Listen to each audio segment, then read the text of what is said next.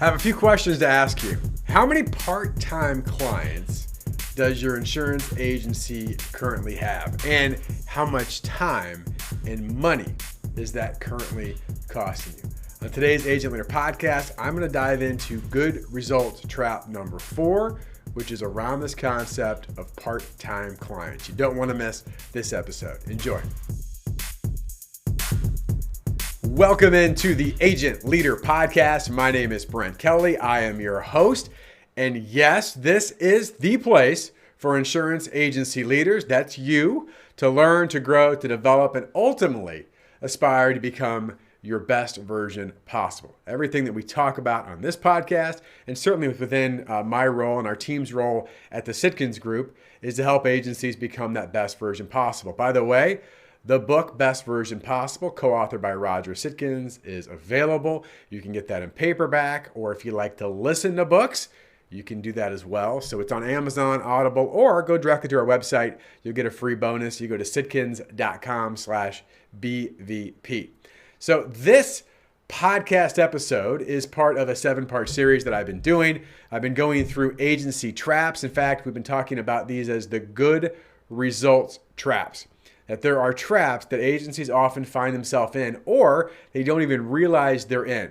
Why? Well, because they're getting pretty good results, which, by the way, is a good thing. We love that agencies get good results, but we also know that there's a best version possible of your insurance agency waiting for you to arrive. And so what I want to do in this series, and I've been doing in the series, is highlighting one of these 7 traps in each episode, giving it some depth, giving it some color. And by the way, you may find that one of these traps really jumps out at you more than another. That's very common. Or maybe they all hit you in different ways. By the way, huge opportunity for you as an insurance agency leader.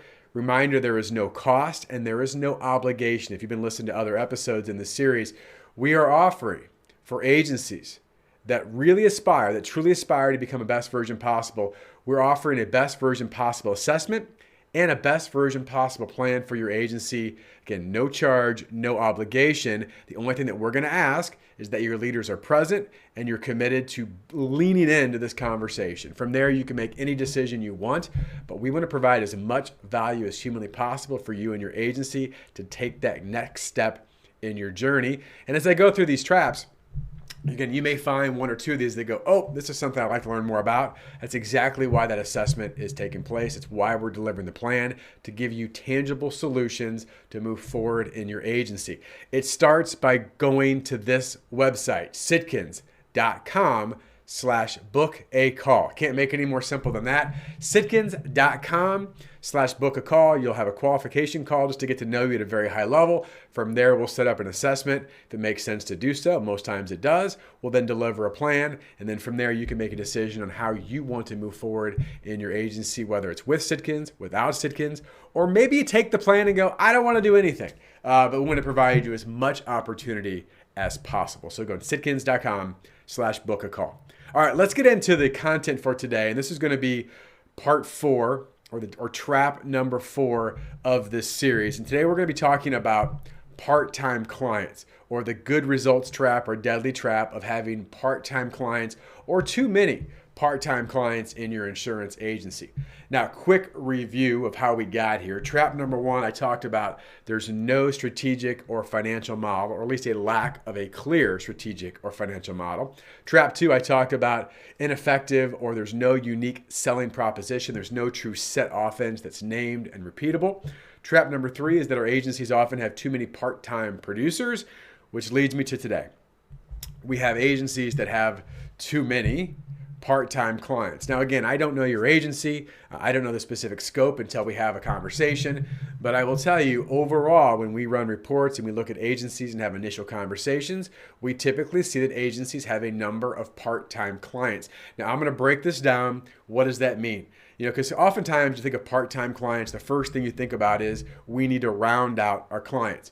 That's absolutely true. In fact, it's one of the easiest things that agencies can do. And when I say easy to understand, not always easy to execute. Why? Well, because you got to go through the data and you got to go through your book. And there's got to be a plan. And then guess what? We actually have to do something about it. But I want to talk about part-time clients in different ways today. In fact, I'm going to ask you a question. Obviously, this is a monologue, so you're not going to be able to answer back. But I want you to think about this for a second, and then I'll give you the answer. What do you think as an agency leader is one of the greatest indicators, if not the greatest indicator, of the size of a book of business? Now, this is true for the agency's book of business. This could be true for a department, whether it's commercial lines or benefits or personal lines or small commercial or financial. This could be true for an individual producer. But what do you think is the greatest indicator of the size of a book of business? Now, just think about that. What's going through your mind right now? Well, here's the answer that we see time in and time out. It's the revenue per relationship. It's the size of the revenue per relationship or revenue per account, however you want to define that. Oftentimes people think about, well, the greatest size is probably how many clients we have, or maybe it's how many resources or tools the agency have, or maybe it's how many years we've been in business.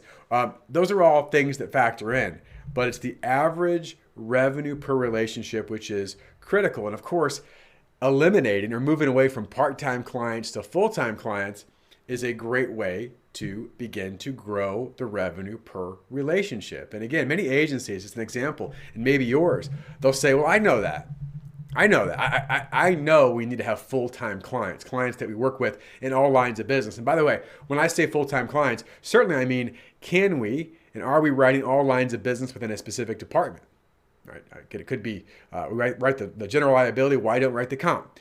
Or it could certainly be, and we talk about having 4 seats around the table. So imagine your client is at the table, or you're sitting around the table with your client, and we've got our employee benefits, we have our property and casualty, our commercial lines, we have our personal lines, we have our life and financial. We have all the seats around the table, and there's so many factors to this, and one of those certainly is revenue per relationship.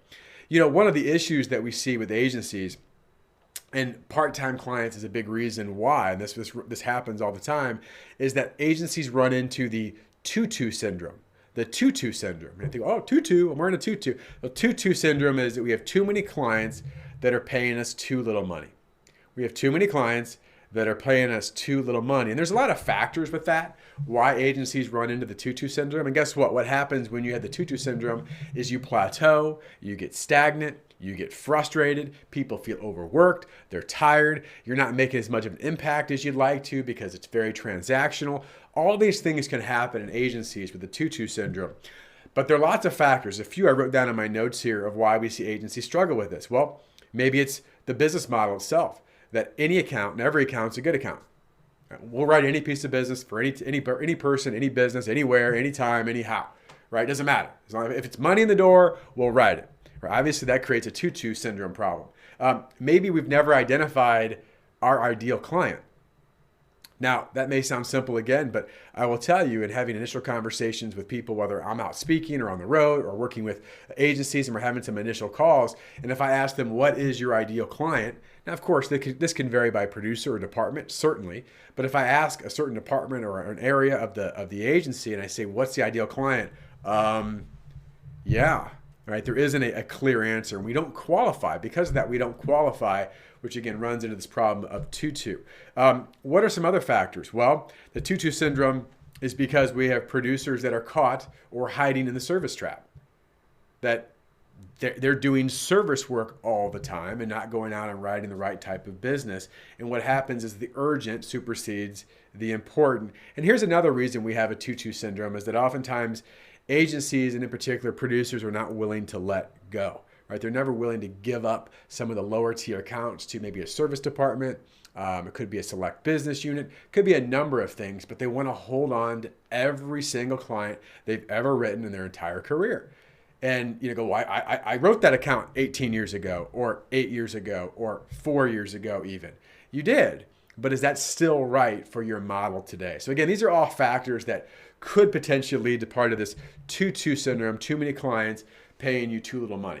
But I want to focus now on this idea of moving from part-time clients, which again, this is a good results trap, because can you have part-time clients in your agency, even many part-time clients in your agency, and still get good results? The answer is yes, you can. You can have a number of part-time clients. We haven't rounded them out. We're not making sure they're across all departments in our agency. Can we still get good results? Yes, but what does this cost you, right? What ultimately does this cost you, right? If we don't have full-time clients. And by the way, this is a mindset that our agency, we talk about this with all of our agency members through our programs and our coaching. The mindset is full-time clients only. If we're going to write a piece of business, our goal going into this account is that we're going to be their complete provider. Now, let me just take 1 second because some of you go, well, that's not possible in every situation. Agreed. There are certain times, if there's a large account and they say, listen, we definitely want you to come in and look at the commercial lines, for example, but I want you to know right now that we've had our benefits provider for years and years. It's a great relationship. We have no interest right now in moving that relationship, but we definitely want you to come in and take a look at the P&C or the commercial lines. Should you say, nope? Obviously, that's your discretion, but here's what I want to say. What happens in this area, as well as many other areas in agencies, is that we allow the exception to become our rule. In fact, if you're not driving, write that down. Are we allowing the exception in our agencies to become a rule? Well, because it happened once or twice, it means that, well, that should be what we always do, or it just becomes part of what is normal in our agency. No, this goes back to strategic model. No, our strategic plan and model is that our goal, in this case, if you're following a best version possible plan, is that we have full-time clients only, understanding that yes, life isn't perfect. There will be exceptions, but what is our model? What is normal in our agency? It's really important that I wanted to share that. All right, so why does this matter? Why does full-time clients matter so much? Well, I'm going to start with what I already mentioned. I got ahead of myself. But higher revenue per relationship. If we have full-time clients, as simple as it is. And by the way, we've had agency members, there's some really interesting numbers. One of our agency members from the West Coast, that was their entire focus for a 90-day period. In fact, one of our things that we do in our programs with members is we have 90-day deep dives. We take one area, one thing, and go very deep and give it laser focus. In this case, for 90 days is let's round out all of our clients, or at least look at our round out possibilities, then begin to reach out and start to set up appointments to have these conversations. Remember, these are clients that already like you. They already do business with you. You know this, but it is that low-hanging fruit that you hear about, right? There's gold in your book of business. We just kind of let it sit there because why? Well, it could be a number of reasons. I do want to take a moment and talk about this. Why don't we round out accounts? Well, I think number one goes back to the good results trap. Because if we don't, we're still doing okay. So why worry about it? I already have part of the account. Why do I need the rest? So that could be a reason. It could be some form of complacency, right? That could be certainly. It could be some issue maybe around capacity. We're already so busy and our team's so busy, which by the way, I hate that word, but there it is, right? It happens that we got so many things going on that we can't get to it. It's not our top priority.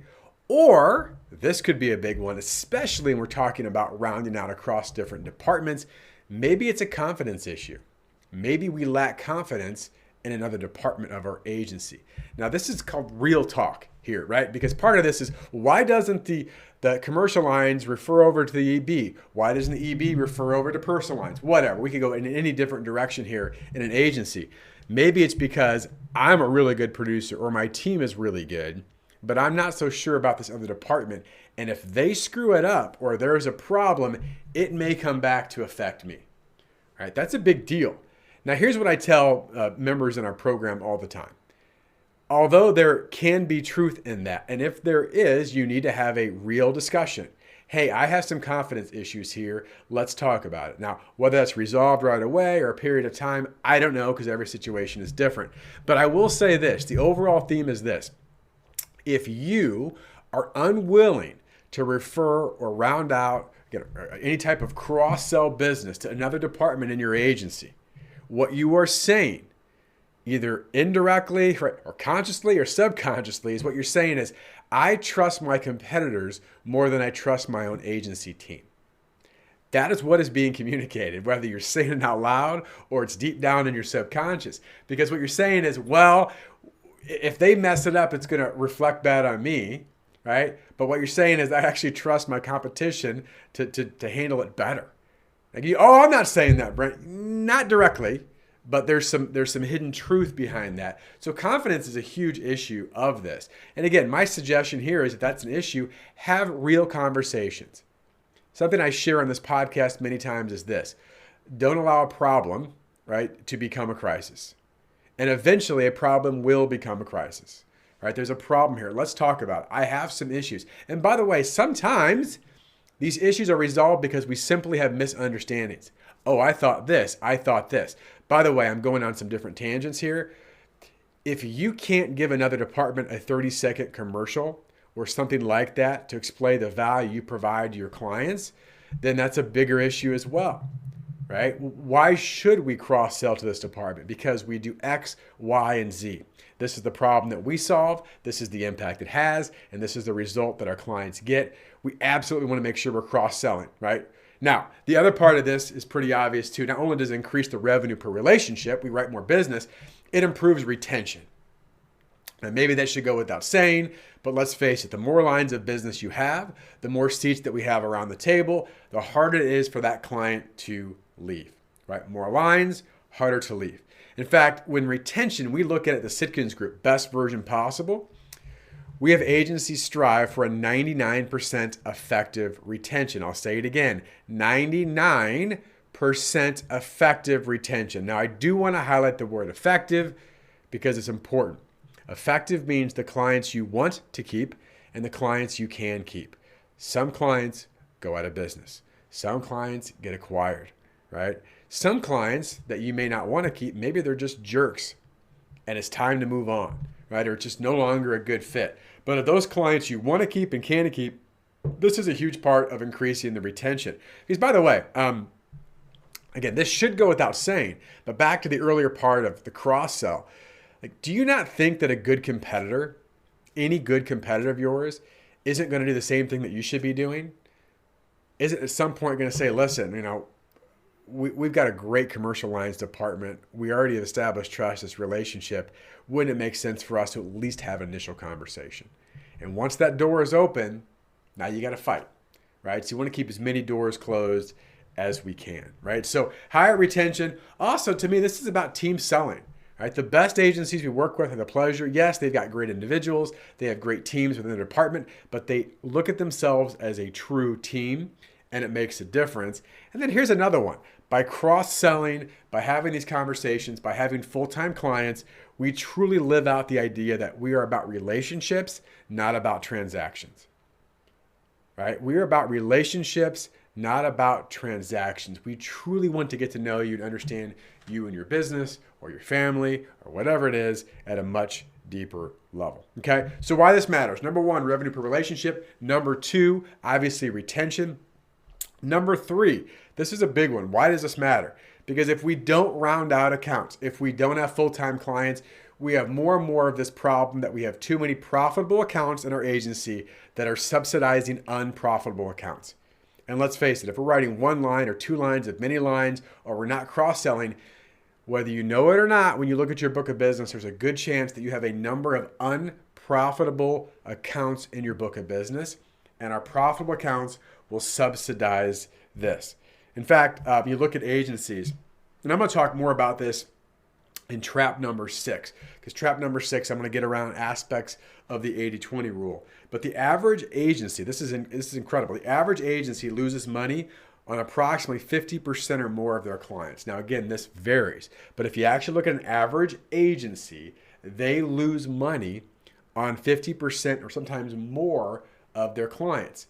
And oftentimes people will say, well, that's just the way it is. That's the nature of the beast, or those are our bread and butter. It doesn't have to be that way, right? You get to choose your model. And a big part to solve this is to have a mindset and a process that we are going to have and write full-time clients only.